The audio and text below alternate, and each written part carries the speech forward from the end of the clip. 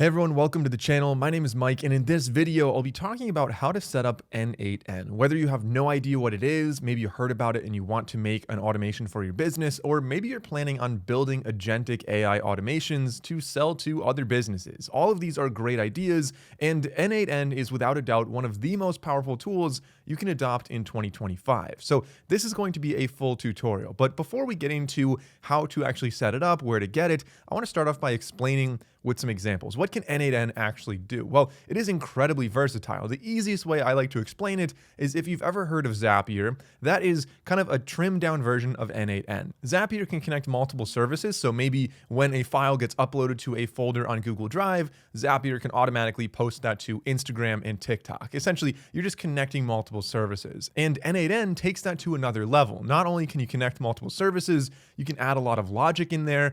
So if somebody submits a form, you can kind of parse through that and put them in different bins. Or the most important and powerful part of n8n is the agentic system. So with n8n, you can harness a lot of power from something like OpenAI's ChatGPT or Llama from Meta, like all these different large language models, and use those to essentially act as an intern or a virtual assistant and make decisions on your behalf. So let's start off with a couple examples of what this could do. Maybe you are an Airbnb host and you get a lot of messages, people asking, how do I turn on the hot tub? I think I broke the oven. What happens if the smoke alarm's going off? How do I take the trash out? And rather than you always having to be there answering questions, you could make a big FAQ user manual, but they're never going to read that. Like, people never read those binders in an Airbnb. So you could build a chat bot essentially where whenever they text you or message you, say on WhatsApp, you can have an n8n automation that has access to a huge database of custom photos and videos you made, instructions on how to turn on the hot tub, the Wi-Fi password, and it can interpret all of that stuff. So when somebody messages it,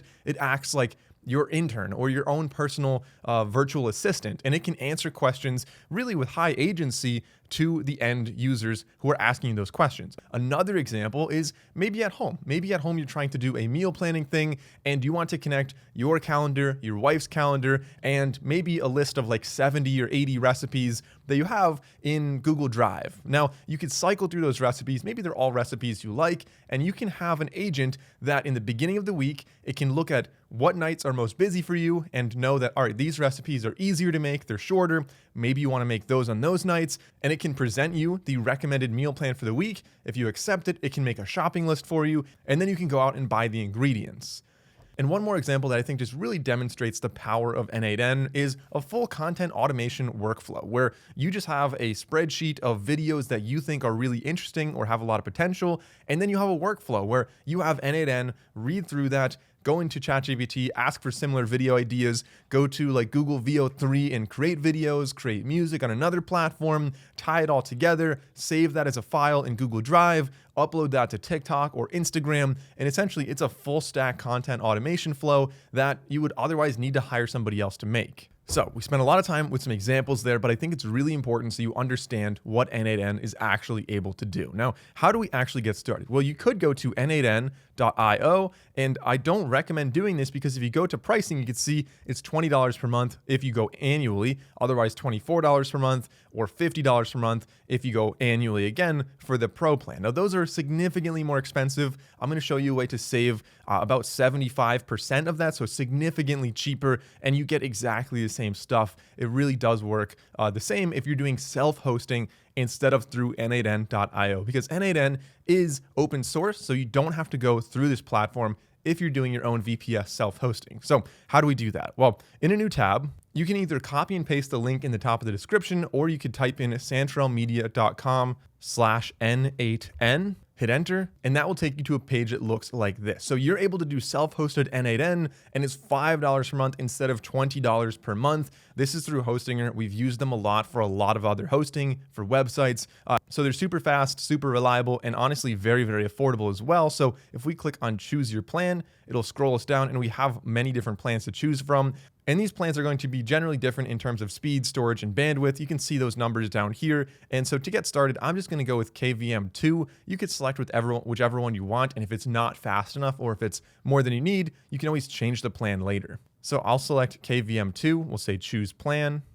So you can choose 1 month, 12 months, or 24 months. I would recommend at least 12 months, and I'll show you why in just a second. But if you look at 1 month, it's $10 per month, which is already cheaper than $17.99 per month. But next month, it will renew at $18 per month, as you can see right there. Additionally, I'll give you a discount code. It only works one time, so you get a discount off of $10 for 1 month, versus if you go to 12 months, it is $8.49 per month, and it renews at $15 per month next year. So you're locking in that $8.49 per month for an entire year. And like I said, we do have a coupon code. So if you type in over here, we type in Santrel 10, we say apply, and that will save 10% on the entire order, which, like I said, is already so much cheaper than n8n.io. You're looking at, this would be about 4 or 5 months of n8n over on their site, but we're getting 12 months right here. So I'm going to select the location, USA, Boston, that's close enough to me. We can choose the operating system, so n8n, that's what we want, that's what we're hosting here, and then we can say continue. Now we can create our account with Hostinger. Then you can enter your billing information, and again, make sure you have that coupon code Santrel10 to save that 10% on the entire order. All right, once your payment is completed, we can say get started, and it should take a couple minutes for this to set up. All right, so once we get to this page, I'm going to click on Manage VPS, the little purple button there. Now we can skip this. This is going to ask us some basic questions to kind of customize their dashboard. I'll say skip, and it should look something like this. The dashboard may change slightly, but you'll see n8n on the top. If you don't see it on the left side, you can click on OS and panel, click on operating system, and you can install n8n here. You can find it down there and install it if you want to change the OS. We don't need to do that. Instead, we can go back to overview on the top, and we'll click on manage app next to n8n, and that will bring us into n8n. Now we have our server. It is self-hosted, so we're saving all that money, and it's essentially going to be identical. We're able to do all the automations. We'll say get started, and then send me a free license key. You'll check your email, you'll get the license key. Then once we get our license key, we can go down to settings, or you can just click on usage and plan on the bottom right, but we can go to settings. We can then go to usage and plan, and you'll see right here, we can then say enter activation key, and we'll enter the key that was emailed to us. All right, you should get a little green check mark that says license activated on the bottom. We can get out of settings by clicking back. All right, so now we are on the dashboard. Let's click on create workflow. And the workflow is going to just give us a blank workflow right here. All right, now we're finally in the n8n editor. This is where we're going to do all of the automation building. You can, of course, have templates in here. You can find templates and copy and paste them into here. But across the top, before we get into adding nodes, you'll see there are 3 tabs. There is the editor. That's where you really build everything out. You have executions, which is going to be every time you run something, that'll show up right here, and evaluations, which should be helpful for debugging and stuff like that.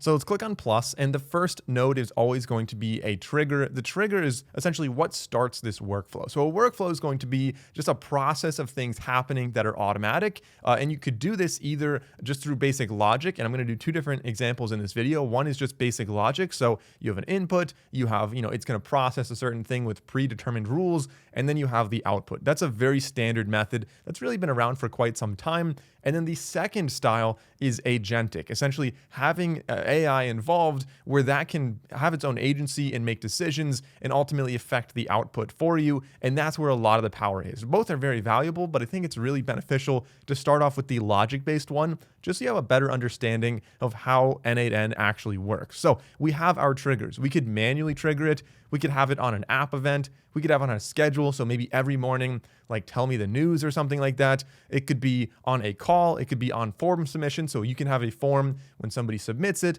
with their name, their email, and I don't know, maybe like their annual income or whatever. And then you can categorize based on income or whatever you want to do, sort alphabetically. I don't know. There's a lot of different ways, and I recommend explore these as you start making more and more automations. You'll really start obviously using a lot more of these, and there's endless opportunities for how to set up your automation. So let's go with a manual trigger right now. Actually, let's go with the form submission. We're going to go with the form submission, click and drag that over. And this form, we'll copy this right now. I'll be using the URL in a minute. We can have authentication, so basic authentication or no authentication. I'll leave it as no authentication right now.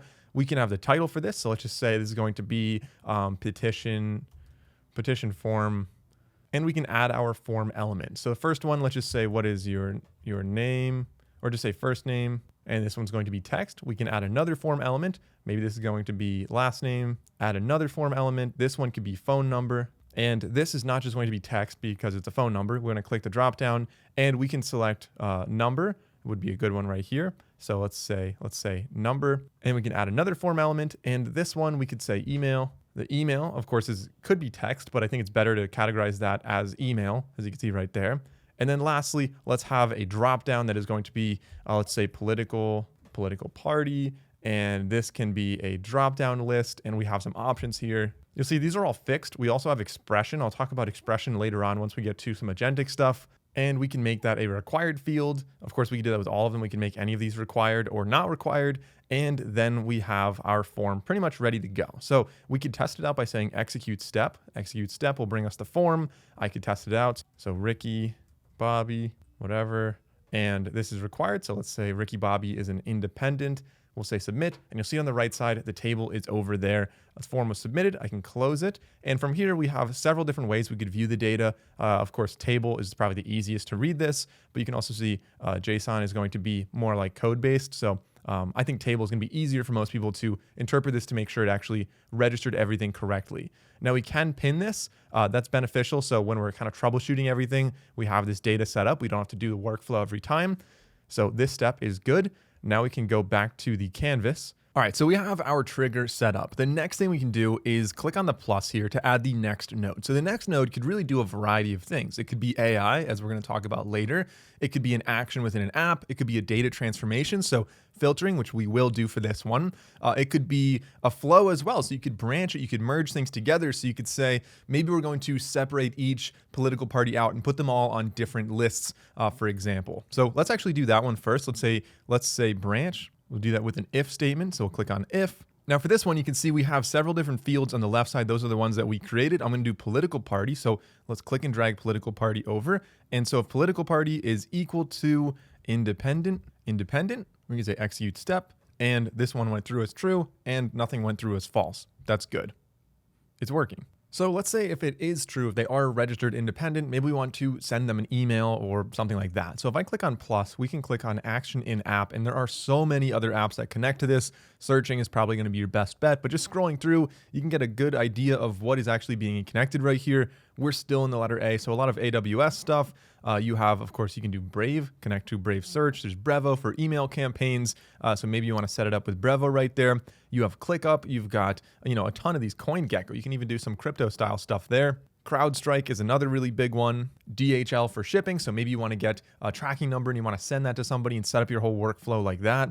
Dropbox for any kind of files. Maybe you're sharing with a team. Maybe when something's done, you want it to upload to Dropbox and then send an email to somebody and let them know that it's ready. I'm just going to keep scrolling and showing you guys a lot of Google stuff as well. Google Sheets. Maybe we want to save this into Google Sheets. I think that's probably the easiest one that I think I will do. There's also high level right here. So if you're doing any kind of like CRM style stuff, you can have that in there. Just a ton of other things. MailChimp, more email campaign stuff there. Tons of apps. And you can see Microsoft apps down here as well. We're only at the letter M. You guys can scroll through your own list later and see, obviously, this is getting added to very often. So a lot of stuff it's a growing list, and there already is an incredible amount of stuff here. Actually, for the sake of time, let's go with Airtable, just a little easier to connect. So I'm going to select Airtable and select create or update a record. If you're following along, you can make an Airtable account in a new tab if you don't already have one, and we need to connect it. So credential is what n8n uses when they refer to any kind of connection to another service. So usually that's like an API key is what you have to set up. So let's click on create new credential. We need an access token here. You can click on Open Docs and they'll walk you through how to connect many different services. And they have, a different document for pretty much every service out there. So we need an access token. If I go over to n8n here, I can click on, you just go to airtable.com/create/tokens. I can click on create token and we can name this token. So let's say test 1. And this is able to write maybe to our table. We're able to at least write. And now I can say create token. We can copy that token. And then over here on n8n, we can paste the token. We can save it. It says connection tested successfully. So now we're good to go. We have n8n connected to Airtable. So that's going to be great for writing over to the table. So let me close out of this. Now in Airtable, I just have a little demo right here. It's called contact management. And that's just a table. We have last name, first name, phone number, email, stuff like that, everything we need. So over here, we can say the base, we're going to select that table. So it's going to be contact management. Then we can select the contacts table.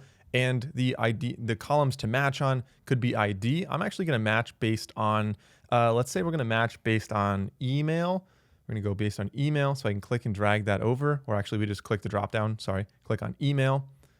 And then down here, we can click and drag all these over for everything else. So first name, we're going to click and drag first name over to here. The email, we're using the match. So that already makes sense. So let's click and drag email over to here. And then you just click and drag each of these over as we go through. So last name, phone number, political party, I'm just going to drag that over to here. And then I'm not going to do political party summary, and I'm not going to do contact sentiment analysis. Those are two other columns that we're not going to use right here. So we have everything here. Any other options, you can add other columns as well. Let's say execute step. It looks like it worked right there. And if we go back, we should see if I refresh my Airtable, it should be showing up here. There we go, Ricky Bobby on the bottom. And we have, of course, everything I entered. So we've got the name. We have political party should be over here. Where's political party? Independent. They're listed as independent. And I didn't fill out all the other fields when I submitted the form. So it makes sense that those are blank. That looks like this is working. So that is our first workflow that we're going to set up with n8n. Like I said, there's a lot more you can do. You can then continue on to do even more beyond that. Maybe have something send an email and stuff like that. But let's talk about making one that actually uses some AI. I think it really gets significantly more powerful once you get to that level. So on the top left, I'm going to click on plus. We're going to click on workflow. And let's actually save this workflow first. I forgot to save it. Save the workflow. Now we have a new workflow here. All right, so for an AI workflow, let's start off with maybe a chat style input. You could connect this to something such as, I don't know, WhatsApp or any other messaging platform, Telegram, for example, if you want inbound messages to do that as a trigger. So it could be an app event. And if we just say WhatsApp, Business Cloud, for example, or Telegram, Telegram right there if you want to do that. But to kind of simulate it right now, let's go with our own inputs on this. So we don't need to connect that at the moment. And so we're just going to go on chat message. So chat message, and we can say, this is going to be, okay, looks good. That's fine. And we can go back to Canvas. So now we have our chat on the bottom. Let's kind of slide that up so you can see the chat. So we can say test chat, hit enter. There we go. Message was received. So now we have our first node of the chat input. Now we want an agent. This is where it gets a little more complicated, but very powerful and very interesting. This is essentially what is going to have the agents need to make the decisions, as I mentioned earlier in the video. So let's click on plus, we'll click on AI, and we'll click on AI agent. So I'm just going to click on back to Canvas, and you'll see the AI agent is right there. Now, this is a little different than the other ones, which had one input and one output. This has one input and then several peripherals connected to it. So you've got a chat model, you've got memory, you've got tools. So that might be any kind of resources they could use, and you have an output over there. So for the chat model, let's click on plus, and we have a number of chat models: DeepSeek, Google, Gemini, of course. You can connect Llama, you can connect OpenAI, Grok. There's really all the major ones are here, including Anthropic as well. And so choose your preference, choose whatever is most accurate, reliable, affordable, whatever your preferences are. So let's connect, I don't know, I'm going to connect Grok just for the sake of simplicity. I'll create a new credential. We need an API key. So I'll go over to Grok to get that. Now I have my key. I can paste that in. I can save it. We can purchase some credits. So we can purchase $5 worth of credits. We can say continue, and now we can make our first request. There we go. So I paste in the API key, I try it, connection successful. We should be good to go on this. So now we have an AI model connected. That's good. I can now click on back to Canvas, and for our first test, let's just say hello. And I'll say enter. It's going to send it to Grok. It'll come back to me and it says, hello, how can I help you today? Okay, so the chatbot is working. It's connected. We're good to go. We're all connected there. But you'll notice that we don't have anything to store memory on this. It only works one time. It doesn't work like the normal Grok or ChatGPT, for example. So if I say my name is Mike, we'll say go. It's probably going to say like, hi, Mike, or something. And then I'm going to ask it, what is my name? What is my name? And it's going to tell me, I don't know your name. I'm sorry, I don't have access to personal information, including your name. Okay, so it doesn't know my name right now because it doesn't have any memory. So I'm going to click on memory, click on plus, and let's just go with the simple memory that stores n8n memory. That's easy to use. I'm going to use this one. We're all set to go. And right now, number 5 right there, that means there's going to be the context window length is 5. You could have it longer if you wanted to store more memory, but 5 should be sufficient for what we're doing. So let's go back to Canvas, back to Canvas. Now we can try it again. So my name, so now I could say, what is the third letter of my name, and it tells you it's a K. So it remembers my name when I type it in like that. So that's good. Also, we can move these things around, move the nodes, so it's a little easier. So if we have more room over here for more tools, so we can connect some other tools. So tools are going to be essentially either other n8n workflows. You can connect other workflows as resources right here. It could be code right here. It could really be a number of other things. It could be an Airtable, for example, which I probably will do in a second because we already have that connected. It could be Asana to see what your schedule looks like. Remember in the beginning of this video, I said the meal planning, you would add in the tools, you'd probably have one would be like a list of all your favorite recipes. You'd probably have another tool that would be your calendars, so we can see those and manage and make the decisions accordingly. And then the output over here is going to be essentially what happens next. Is it going to go to another AI agent to make more decisions? Is it going to be transformed? Are you going to split it? Are you going to merge it? Or are you just going to have a simple output of, all right, let's send that over to a report or an email or something like that. So now let's say we're going to add maybe Airtable, for example. We already have that connected with the petitions on there. So this is going to allow us to set it up. So we can automatically or manually set it up. This can be searches petition list, just telling the AI what this actually is. It is a record. We can either you can create, you can delete, or you can search records. So I'm going to search it, and it's going to be from which list? Well, we have our contact management, and we have specifically the table called contacts, and this should be ready to go. So let's click on back. And from here, now let's say, what is Ricky's political party? So I could say in the petition, what is Ricky's political party? We'll say go. And you can see it kind of searches, talks to AI, it talks to the memory, it talks to AI again, it checks the records, comes back to AI, and then gives me the answer. Ricky Bobby's political party affiliation in the petition is listed as independent. So this is now working. We can add many other things. We can add other tools, as I mentioned, if you're doing like that grocery thing. We can add outputs here. There's so much that you can do with n8n. All right, now we can use two fingers to scroll around anywhere and kind of reposition everything. You can move things further apart. You can move them closer together. We can add more things on here as well. So more nodes. And also, if you ever want to have a template, by the way, let's save this. We can go to templates now. And here we have a ton of other templates. A lot of these might not be the most practical for you. It might be easier for you to build it from scratch, but it's really nice to at least get ideas from these. So AI agent chat, basic things like that. Also some bigger ones like generate videos to upload to TikTok, YouTube, and Instagram. I talked about that before. And some of these might be very, very large. So you can view these. If you just click them, you can say use for free. It'll know that you already have it. So you can either copy that, and I'll show you how to use that in a second, or you could just say get started with n8n. So if I just say if I just copy this, we can go back over to n8n. Let's go to a new workflow. We'll go to new workflow. And then here I can hit either Command V or Control V, depending on if it's Windows or Mac. And you'll see it just moved the entire workflow, that entire template, right into here. And now I can zoom in. I can see how everything works. Anything with a little red triangle, I just have to set up my credentials for that. So that's just not quite ready yet, but you can walk through this and ultimately have it ready to go. So that's a crash course on how to get started with n8n, with the logic-based workflows, the AI-based workflows, and then ultimately the templates as well. I hope you found this very helpful. It's honestly such a powerful platform. There's so much you can do on n8n. I would love to hear about yours in the comments down below, what you're setting up with. And if you enjoyed the video, consider liking and subscribing. Thanks for watching. I'll see you guys in the next one.